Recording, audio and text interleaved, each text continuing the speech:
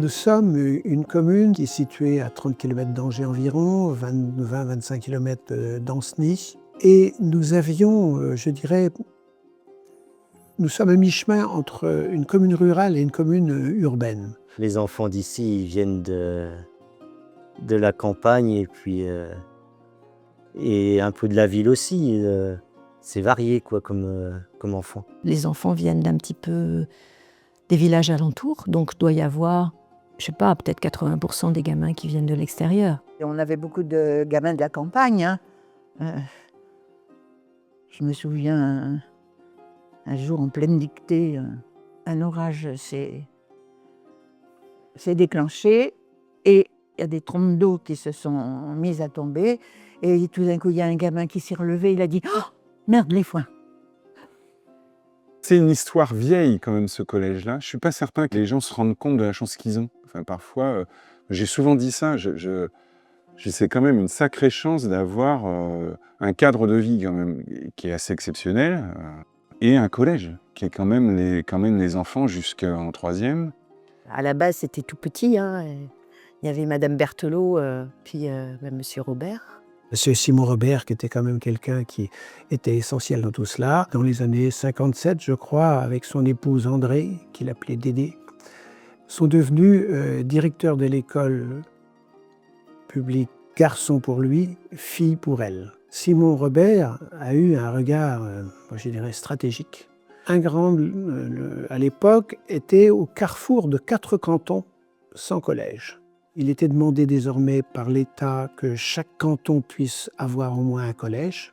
Il y avait eu une proposition par l'Académie sans doute de créer un collège soit à Saint-Georges, soit à Grande.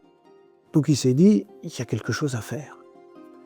Donc il s'en est si bien occupé qu'après moult négociations, soutenues par M. Boumier, je crois qu'il devait être le maire à l'époque, eh bien, ils ont entrepris de forcer le département à lui permettre d'ouvrir une première classe de 6e.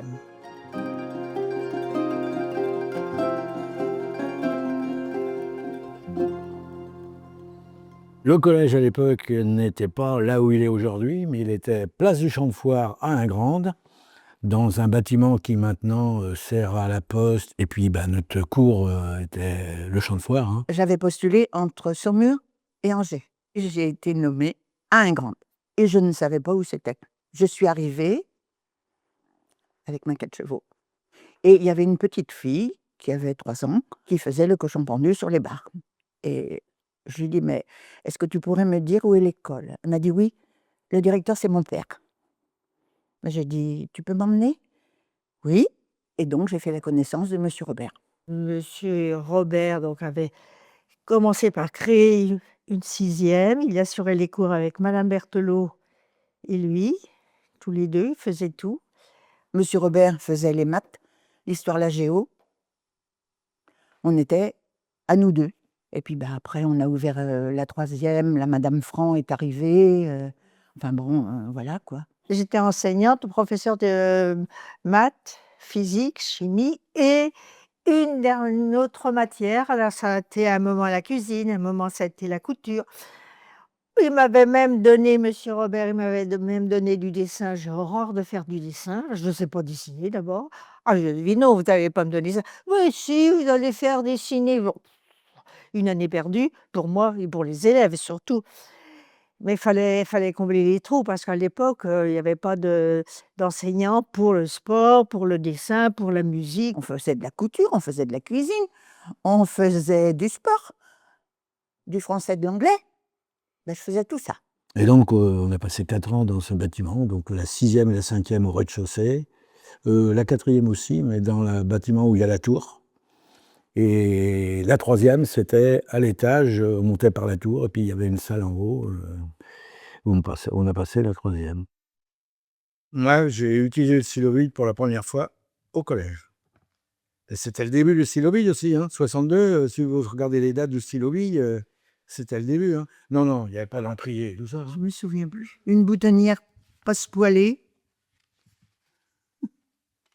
Alors. Mais toi-même, tu avais eu une formation pour la couture?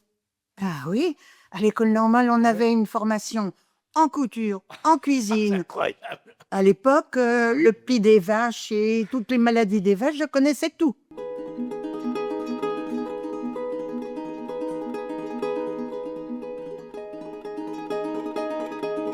En 1966, la création d'un véritable bâtiment, qui aujourd'hui est l'espace loisir qui a été repris par la commune, mais qui correspondait avec ces 4 classes, je crois, complètement aux besoins de la commune pour son collège. Le miracle avait eu lieu, il fallait simplement le maintenir. Donc on a eu une construction neuve, mais bon, je pense que la réputation du collège était faite et on a eu un afflux d'élèves, si bien que on a vu arriver des préfabriqués.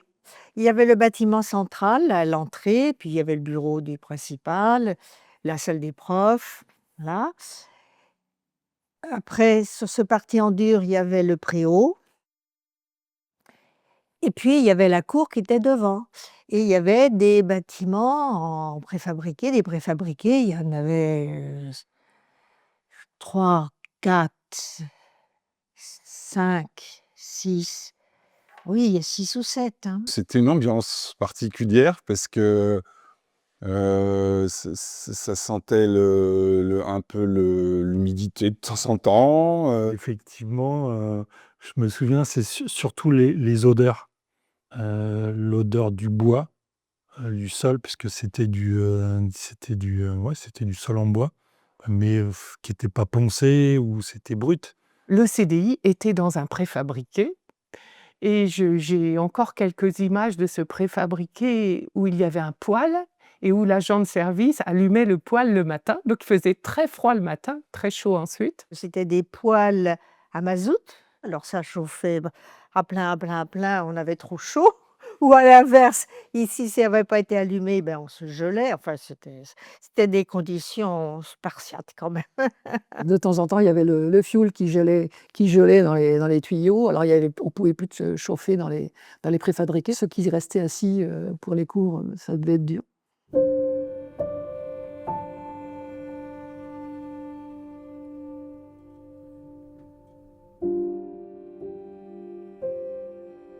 Les cours étaient donnés à l'étage, puisqu'en bas, de mon souvenir, il y avait la salle des profs. Le premier étage, donc il y avait une partie qui était plus dédiée pour la bio.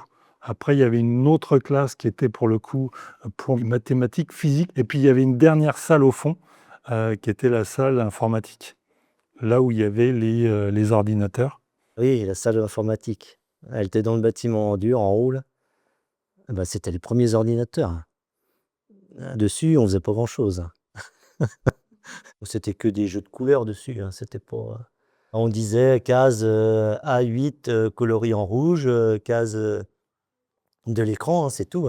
C'était le tout début de la programmation.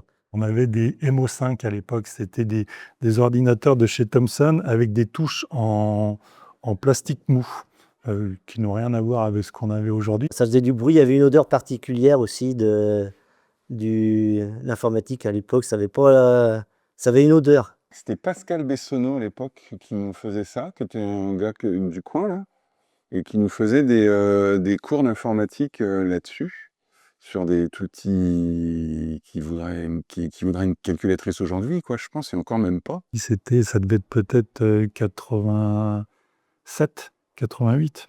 Et ben, on apprenait en même temps que les élèves.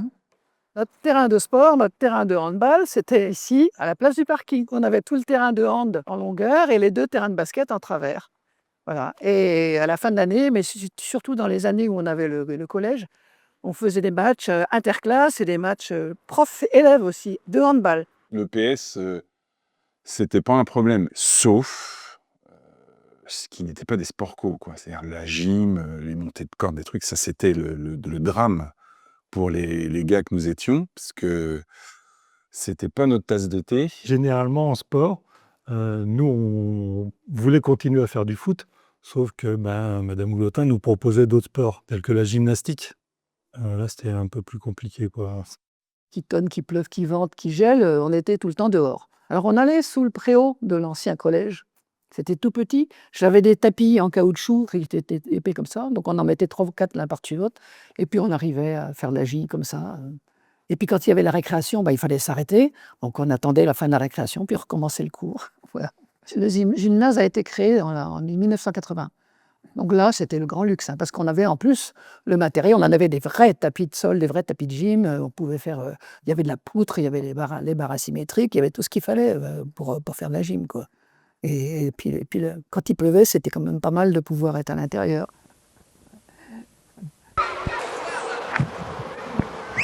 J'ai pas prise.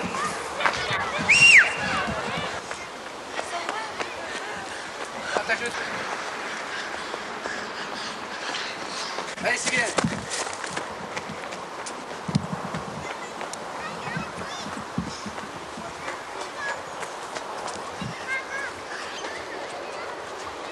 Allez, c'est bien, Émilie. Ça tire là. Le cross, c'était le premier que j'avais fait, c'était en décembre 86. C'était à Ponette, un petit quartier d'un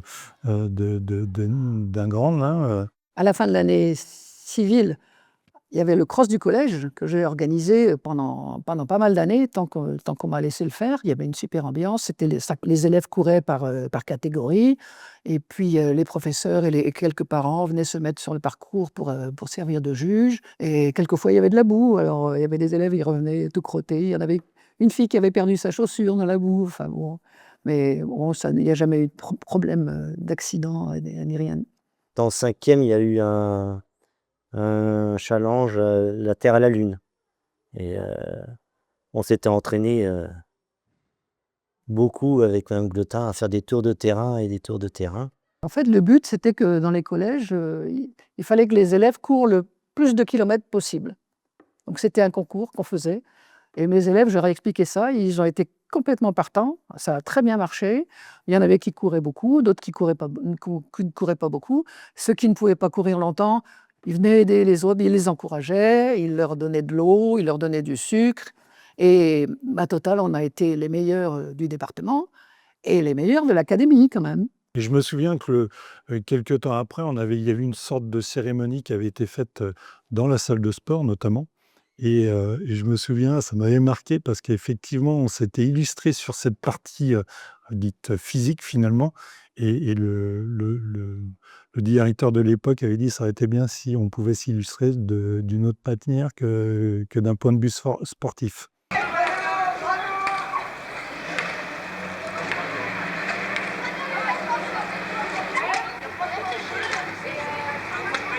Le temps de la récré, alors il y en a qui jouent au foot, puisqu'on avait un espace enherbé là.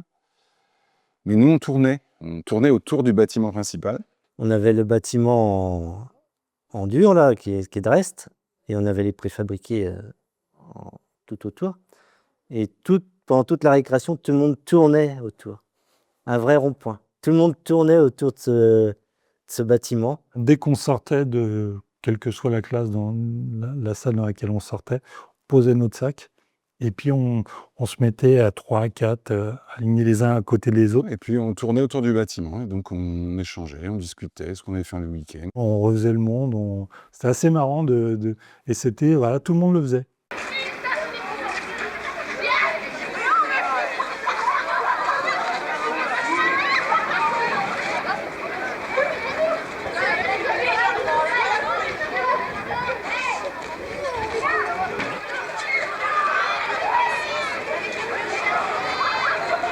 Au collège, on y allait en car.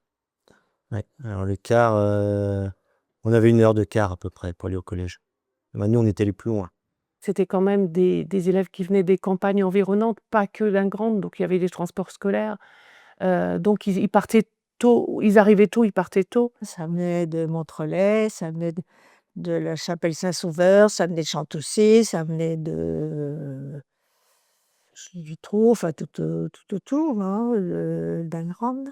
Le car faisait en fait la tournée, récupérait, alors ça devait être même 2 cars, je pense, qui déposaient les collégiens au collège. Ouais. Le car partait de la Pommeraye, avec à son volant Joseph Berthelot. Voilà. Donc, il me prenait à Montjean. Après, on passait... Alors, la première année, il n'y avait personne, Chantessé. Après, on allait à Villemoisan. Après, de Villemoisan, on allait à travers la campagne, je ne dis pas, à La Chapelle-Saint-Sauveur. Et après, on revenait par les chemins creux jusqu'à Montrollet et on revenait à Ingrande pour le collège. Donc moi, j'avais 3/4 d'heure bien tassé de route à l'aller dans un sens et au retour dans l'autre sens. C'est-à-dire qu'on ne faisait pas le tour, on faisait le même tour mais à l'envers, quoi. Donc j'étais le premier monté, dernier descendu, hein.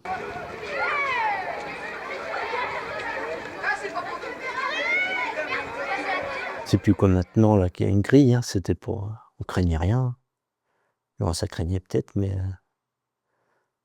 on était isolés. Il y avait plus de liberté, mais on n'avait pas de problème de terrorisme ou de gens comme ça, de gens malfaisants. Donc les élèves, c'est vrai que ça n'était pas fermé. C'était un microcosme. Tout le monde savait à peu près qu'on nous avait vu passer dans telle rue. Enfin, voilà. Et donc, je pense que tout le monde nous contrôlait quand même un peu.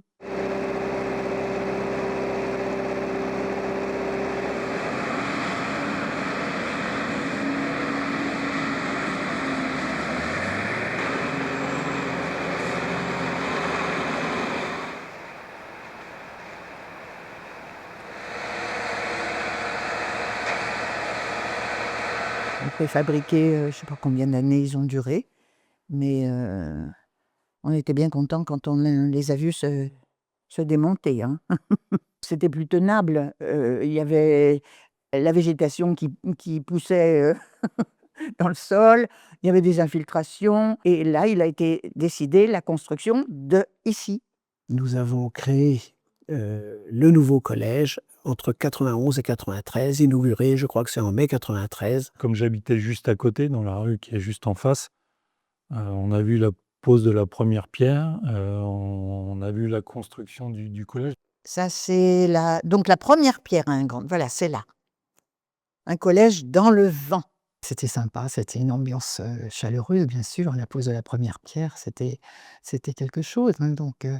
Donc avec les maires des communes environnantes, les gens du département, tout le monde était là pour la première pierre, pour les photos, pour tout ça, les articles de presse. C'était quelque chose. Et puis, voilà, M. Robert était là, il était fier de voir qu'il avait ce collège qui devenait très beau. Voilà. Ingrande, c'était un de nos premiers projets. On avait répondu à un concours public et on a eu la chance d'être d'abord retenu. Et donc, on est parti sur le fait d'avoir un bâtiment qui vienne un peu protéger, enserrer un espace. Et il m'est venu une sorte d'image, c'était une comète. C'était ça. Oups. Cette comète, elle est traversée. Elle est traversée, puis il y a des petits satellites. Là, c'est la restauration, là, c'est l'administration. Et comme il y a une autre chose qui me paraissait important, qui était l'axe, j'ai mis des sortes de points. C'était, à l'origine, c'était des éoliennes, des petites éoliennes. En fait, l'idée, c'était de signaler la présence du collège qui se trouve là. On a eu plusieurs réunions pour baptiser, pour chercher le nom du nouveau collège. Avant, on disait le collège d'Ingrande, c'est tout. D'ailleurs, il n'y avait pas de nom, à ma connaissance. Il y a eu une réflexion, une concertation avec le conseil d'administration pour savoir quel nom lui donner. La principale, c'était une femme, et je crois que toute l'administration, la secrétaire, l'intendante, c'était vraiment, disons l'administration, il n'y avait que des femmes. On voulait que ce soit le nom d'une femme. On voulait que ce soit en rapport avec l'air. Et pourquoi? On a choisi Maryse Bastier. Et ça a été accepté. Maryse Bastier, du coup, c'est une aviatrice. Et du coup, c'est pour ça que le collège a une forme un peu d'avion.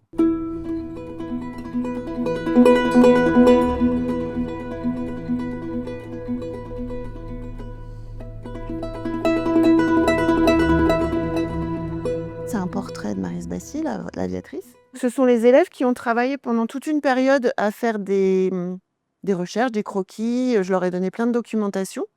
Et ils ont fait des sortes de maquettes, alors à la main bien sûr, hein, il n'y avait pas d'ordinateur, il n'y avait rien du tout. Des maquettes de propositions de projets. Puis moi j'ai tout transmis à Thierry Polico, qui était donc l'artiste que j'avais choisi pour faire ce projet-là, qui a repris toutes les idées des élèves et qui a fait une proposition en repiochant en fait dans tous les projets qu'ils avaient proposés. Quand il y a eu les aménagements qui ont été faits après dans la cour, c'était vraiment une demande des élèves et qui était appuyée par les parents, justement pour préserver cette fresque. Ils y tenaient énormément, puisqu'en plus, il y avait eu le décès d'un élève. Et c'est quelque chose qui leur tenait vraiment à cœur de garder cette fresque auquel il avait participé, lui, pour garder un souvenir intact.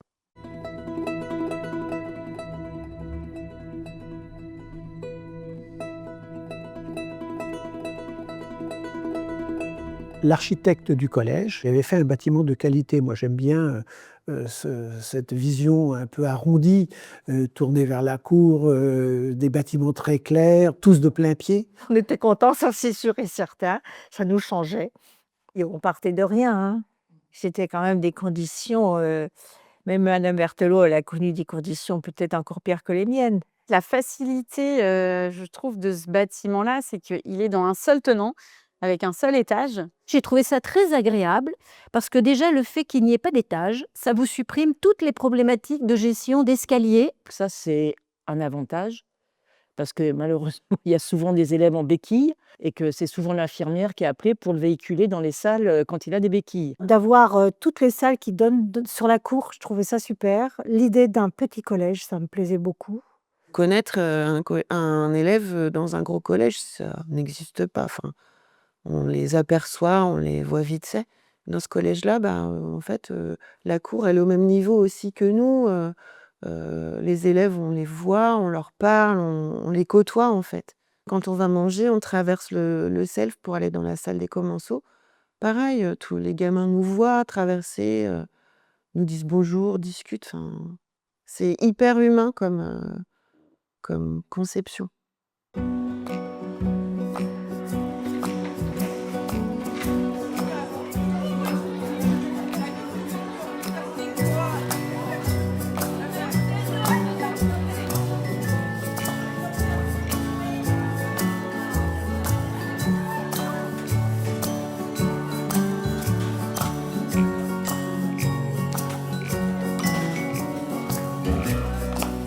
On a un cuisinier qui est toujours là d'ailleurs. Et c'était un plus dans le collège parce que les enfants adoraient aller à la cantine. C'était pas un self à l'époque. On avait nos places tous les jours. On arrivait, la table était mise, on avait juste à s'asseoir et puis on attendait nos plats et on mangeait. Vincent Bellière, qui est le cuisinier, et qui est en grande partie responsable des élèves qui viennent ici parce que c'est super bon au collège. La marche est très très haute après pour le lycée parce que ils partent du collège et c'est un gros regret pour tous. On a un chef cuistot qui est juste incroyable. Et c'est vrai que le self, c'était le moment que tout le monde attendait parce que juste on savait qu'on allait se régaler, peu importe ce que c'était. On prenait plusieurs desserts, souvent on empilait tous les desserts, c'était quand même assez drôle. Ici, à Grande, c'était toujours un plaisir de manger avec les collègues à la cantine. C'est pas toujours le cas dans tous les établissements, mais ici, il y a une chouette cuisine, donc une habitude de manger à la cantine tous ensemble. Ouais.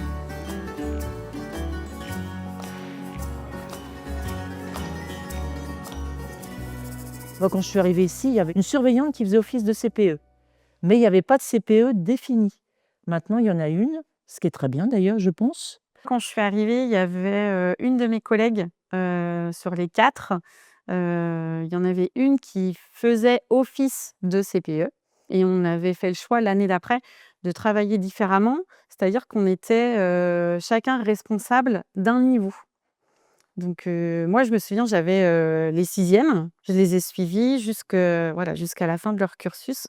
Donc c'était hyper intéressant parce que le lien s'était créé. Il y a des situations de famille qu'on connaissait plus particulièrement et donc à suivre au fil des années.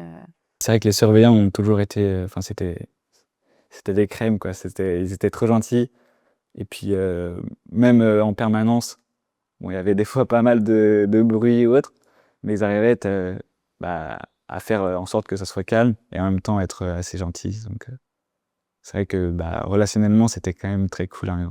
Du coup, on avait quand même, comme je n'avais ni CPE ni adjoint, j'avais une infirmière à plein temps.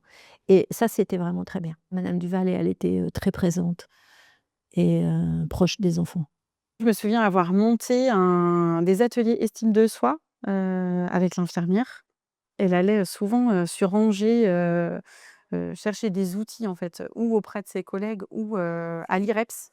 C'est l'institut de ressources au niveau documentaire qui se trouve sur Angers, où on pouvait aller chercher des documents qui permettaient justement de réfléchir à ça et de leur faire comprendre l'importance de l'estime de soi dans la vie de tous les jours, hein, pas seulement au collège. L'effectif étant moindre que dans un gros collège, on peut se permettre, et moi je me le permettais, d'avoir une disponibilité de temps plus importante.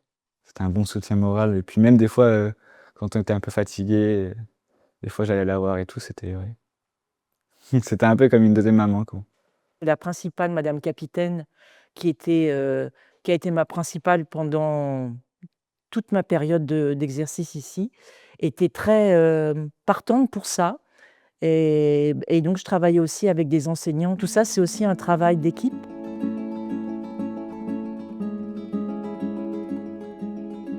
On est ici dans la salle 2, qui était ma salle d'histoire géo, que j'avais vraiment aménagée comme je le souhaitais. Je trouvais ça intéressant d'utiliser la salle, en fait. Voilà.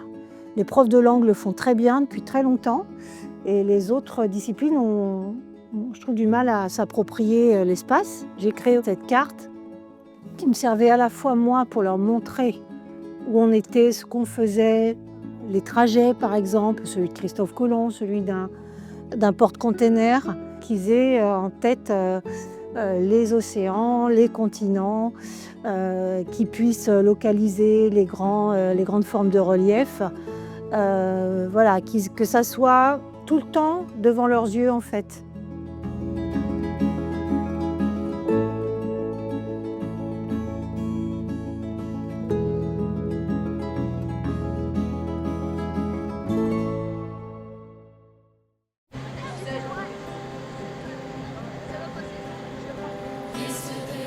Moi je dirais des brouettes quand même.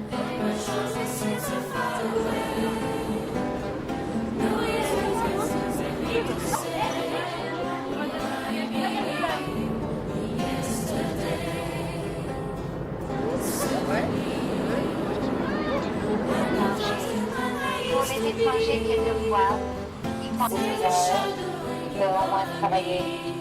Oui, on se fait ensemble avec votre famille. Ça, c'était des photos du voyage en Angleterre en 5e. Là, c'était des filles de ma classe, là. On avait pris un ferry et puis on avait traversé la Manche. J'ai accompagné un voyage en Angleterre, passé une petite semaine Madame Berthelot. On est allé à Paris avec un quart complet. Des enfants qui n'étaient jamais allés à Paris. À Ingrandes, on sortait très peu, hein. On avait le football le week-end. Le football nous emmenait au plus loin à Angers, mais on sortait pas plus que ça, hein. La plupart de mes élèves, en fait, ne vont jamais à Paris, sauf Disneyland, voilà. Et donc, pour moi, qu'ils soient allés à Paris, c'était très important. Et j'ai des super souvenirs de voyage à Paris, vraiment. On a visité Paris, les lieux iconiques comme la place du Trocadéro, le Panthéon. On avait été au Louvre, Jardin des Tuileries qu'on avait fait, et du bateau-mouche, je crois. Après, c'était souvent en thème avec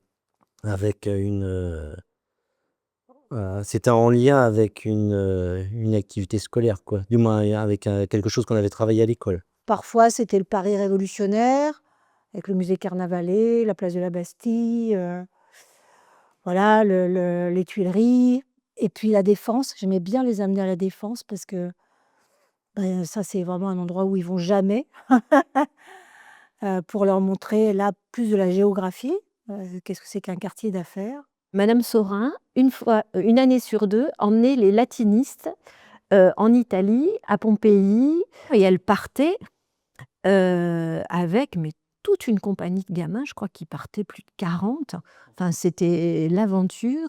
On est parti en bus, on a passé une petite semaine à découvrir avec les élèves, aussi bien dans Rome que Pompéi. Et moi, j'avais fait tout un travail aussi forcément sur la culture antique italienne. Donc il y avait beaucoup à faire et on était tous en fait sur des registres différents mais autour du même voyage. On a découvert Rome, on a découvert la côte italienne. Enfin, c'est vraiment incroyable. Et puis, on était avec des gens qu'on connaissait aussi, donc forcément, on créait des liens de fou. Et puis, même avec les profs, c'était cool. Les élèves voient peut-être autrement aussi l'équipe éducative et scolaire. Et puis nous, on a vu aussi les enfants autrement, dans un contexte qui n'était plus un contexte de classe, quoi.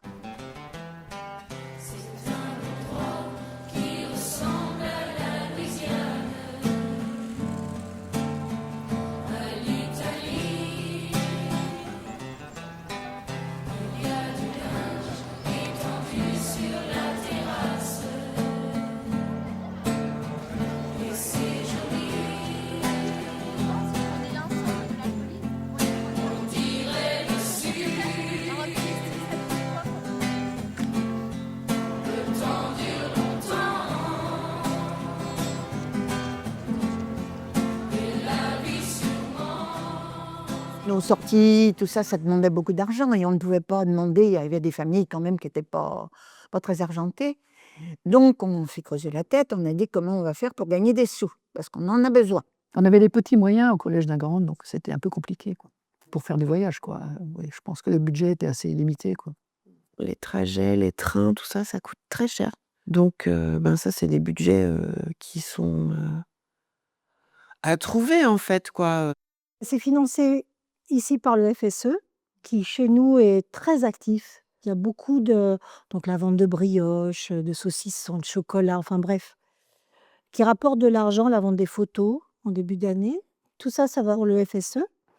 Et le FSE ensuite redistribue ça pour les voyages scolaires. Le FSE, donc c'est le foyer socio-éducatif. C'est un lieu de rencontre avec les professeurs et les parents pour mettre en place des activités pour les élèves, des voyages, des choses comme ça. C'est un budget à part, ce ne sont pas les fonds du collège ni du lycée. Les recherches de financement, c'était rencontrer les commerçants d'Ingrande et voir même un petit peu autour pour les animations.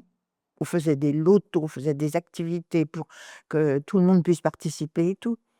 Ça se faisait pas encore. On a organisé un loto. Oh là là. Le premier prix, c'était un cochon vivant. Il y avait une sono dans chaque salle, et puis il y avait des animateurs dans chaque salle, et puis il y avait une ambiance incroyable, hein, aussi. C'était des temps où on venait au collège sur un autre moment, où on partageait, on rentrait tard, enfin voilà, c'était ces moments-là, enfin les premiers temps d'ado, quoi.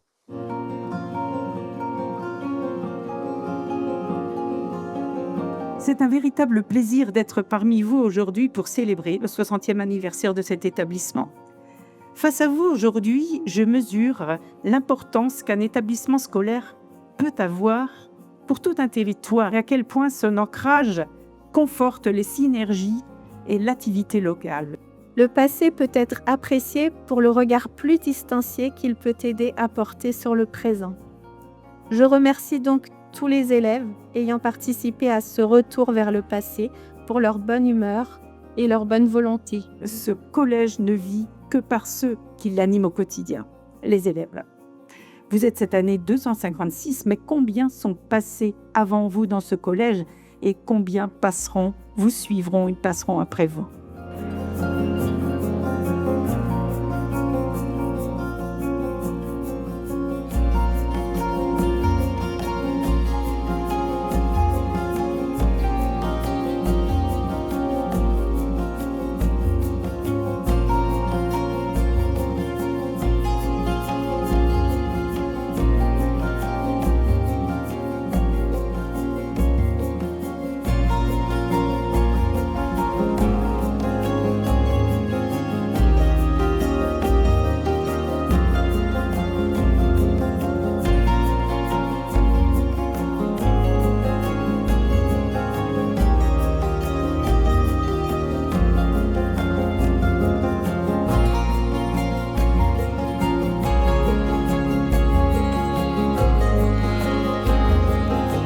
Le fait que ce soit un petit collège à taille humaine, 30 ans plus tard, les gens se reconnaissent et étaient contents de se revoir, quoi.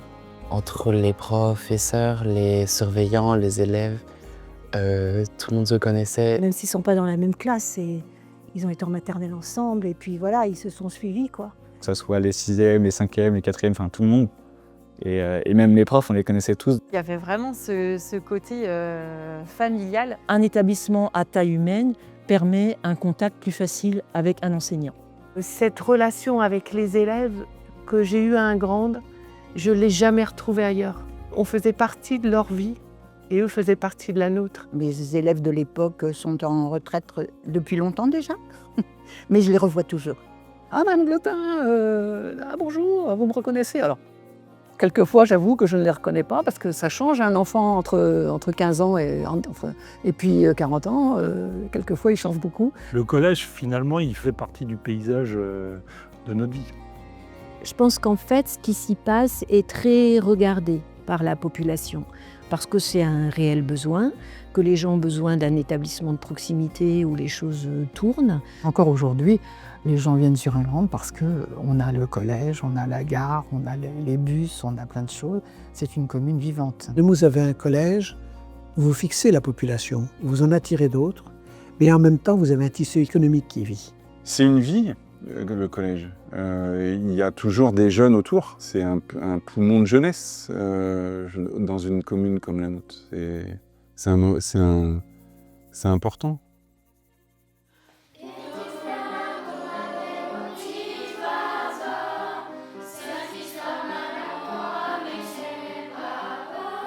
Thank you.